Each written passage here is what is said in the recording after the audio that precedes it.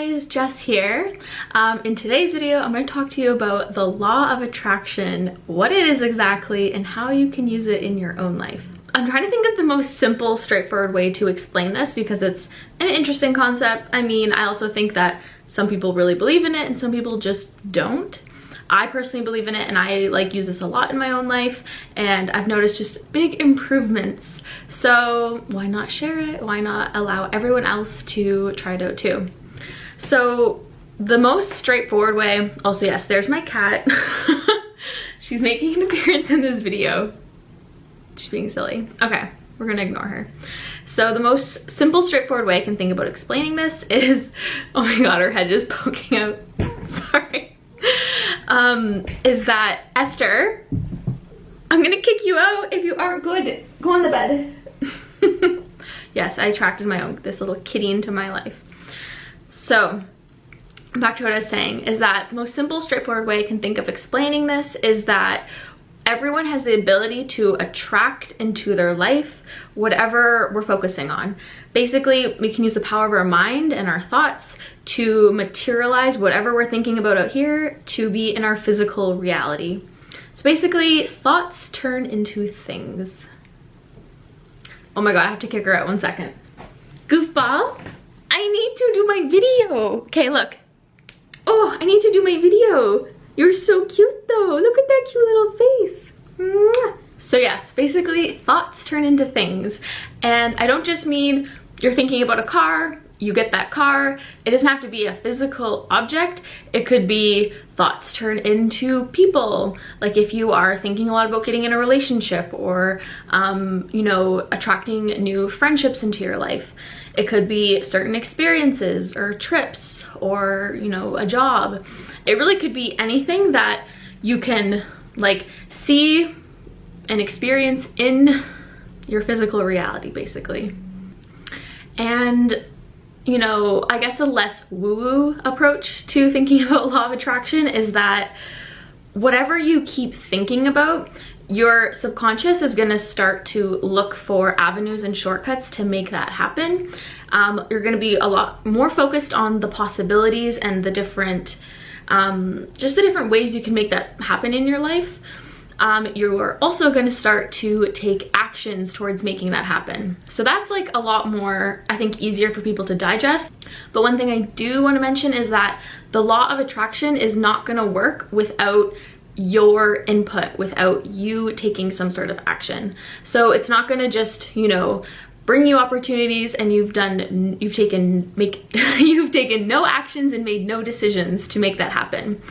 Basically, for law of attraction to work with you, what I think about is the, you know, law of attraction or the universe. I always reference, you know, the universe being, having an impact on my life. It's going to need you to make a decision and to start taking actions with it, and it's going to co-create your reality with you. It's not going to do everything for you, but on the upside, you also don't have to do everything. It's kind of like your teammate in making things happen. And, you know, I really just think there are two types of people in this world. There are the types of people that think life just happens to them. They have no control over circumstances or their reaction to things or what happens to them. And they just let, you know, the pieces fall as they may. They don't take any responsibility for the life that they've created around them. And then there are people that take the approach of, I am consciously creating my reality. Everything is up to me and I am in control of it. Even if something bad happens, you are in control basically of how you react and your perception of the event. Even if it's something negative, I know me personally, I will always think, what can I learn from this? What is this trying to teach me? There's always a greater lesson and there's some good to come from it. And for anything that I want to make happen, I guess I just try to not doubt it, and I try to be patient and take certain actions to start making that happen. So I guess those are just the two different mindsets I notice of people, is you either are very passive and a bit negative and life is just happening to you, or you are just taking the approach of, I am a creator, I'm in control, and what do I want to create? What am I unhappy with, and what do I want to change? What do I want more of? So I'll give you an example, I guess, in my own life. of how the law of attraction worked and kind of, you know, how thoughts basically have turned to things. When I was in university, after I traveled, I went on a trip to Paris, and I really, really liked Paris. And I was just so drawn to the energy and the vibe, and I loved the architecture, and I knew a little bit of French, but I did really like the French language and the culture. So I was just like, I really want to move to Paris. Now I didn't actually end up moving to Paris, but I kept thinking about it all during my 4th year of university. And I told my family, told my friends, I was like, I really want to move to Paris. I want to make it happen. And so I had a very heightened awareness of, you know, how am I going to do this? Because I really have no idea how I'm going to make this happen. And then I was working at a restaurant at the time, and I remember one day one of the customers came in, and he was visiting from out of town. He wasn't from, you know, he wasn't currently living in Toronto, but he was originally from Toronto.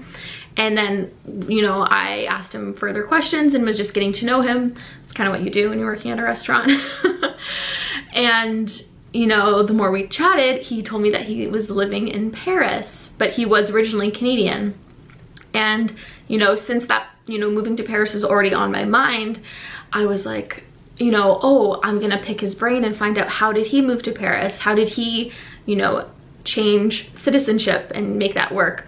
And, you know, it was a little bit of a mix of I think his wife got a job, and then he had a business, and he was able to, you know, take on, you know, clients overseas.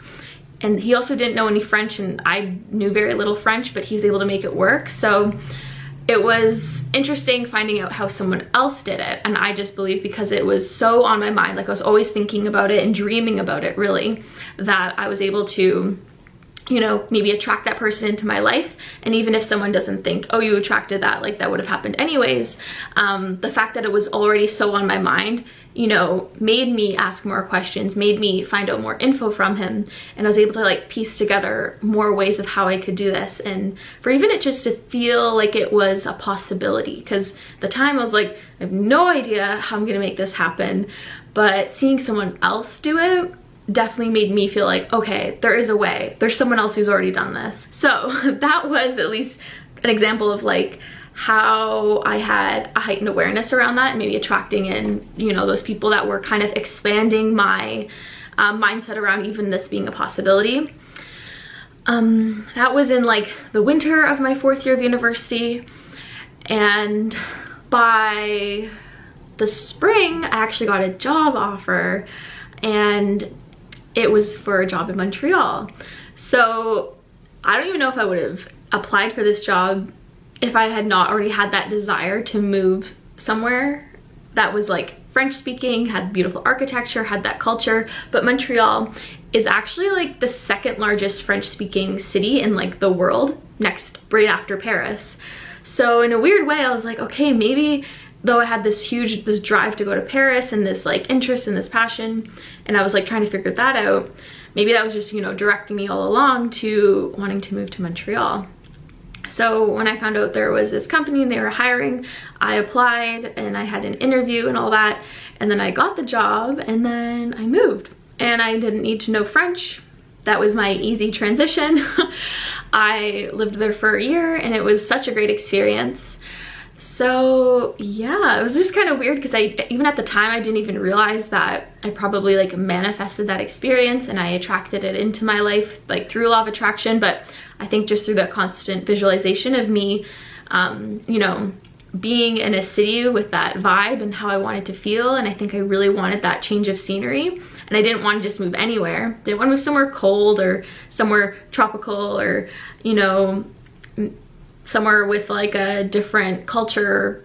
I don't even know what I'm saying. I guess it has a different culture and it is kind of cold there. But you know what I mean? Like, out of all the places in the world, Montreal is very similar to Paris in my opinion. So yeah, I guess that's just one example. I mean, it's happened lots of times. But yeah, I guess a way for you to kind of grasp that concept too is, if someone was not so focused on moving to a city like Paris or Montreal, and it was like not even on their radar, they wouldn't think to start conversations and bring up Paris and talk about moving cities and, you know, applying for jobs and how to, you know, move somewhere when you don't know French and what it's like being Canadian in another culture.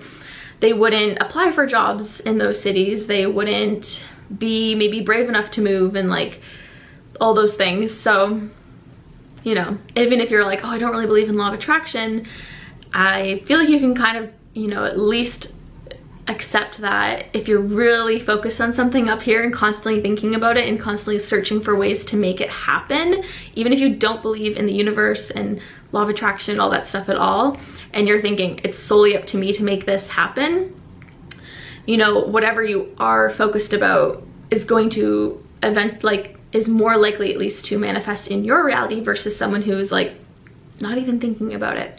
Because I'm sure there's, you know, there's lots of people in my program that could have applied for that job because it was offered to all of like my graduating class, and they only accepted 4 people. I think there's definitely like over 100 of us in our class, so I was one of the 4 that got a move. And yeah, I'm just sure that some people who weren't even like didn't have that desire to move cities and take a job like that, they were just like, no, I'm not gonna do it. So yeah, hence why our thoughts are so powerful. They at least just inspire you to take certain actions. But if you are a bit more like myself and you're a bit spiritual and you just believe there's greater forces at play than, you know, just our own thoughts and our own actions, but you think that there is energy out there that's working on your behalf, maybe you are religious, I don't know.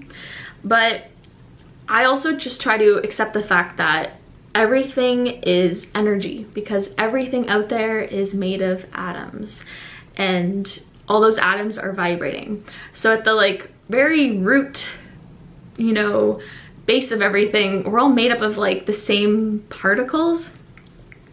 And I just think, yeah, everything's vibrating, everything has a certain frequency.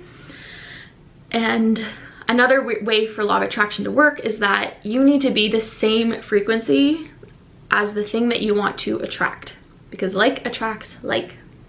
So another example is if you want to attract more people, jobs, experiences, objects, anything that brings you or that makes you feel like joyful, peaceful, loving, because those are, you know, very high frequency feelings, you need to exude that same frequency in order to attract that. So, oh my god, I can hear my cat meowing in the back. But I guess this is also kind of why certain people who are always feeling fearful, guilty, ashamed, any of those very low frequency feelings, they unfortunately are going to keep attracting more people, experiences, circumstances, objects, whatever, living conditions that match those feelings. So, I mean, it does kind of suck because wherever you're at, you're just going to attract more of it.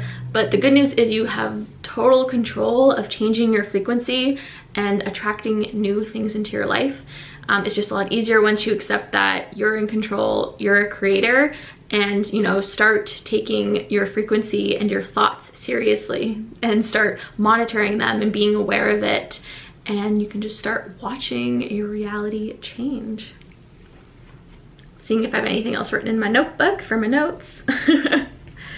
But yeah, that's about it. That's my summary of law of attraction, how it kind of works, and I guess an example of my own experience. So yeah, if you guys, I mean, I have a free worksheet too. You can download it in the description below, but I have just a list of different ways you can raise your frequency, and it's like this checklist, so you can download it, print it out, go through it every day and be like, how can I raise my frequency, because I want to start attracting better things into my life. So yeah, you can download it for free. And yeah, thanks for watching, guys. Don't forget to subscribe if you want more content like this. And yeah, have a great day.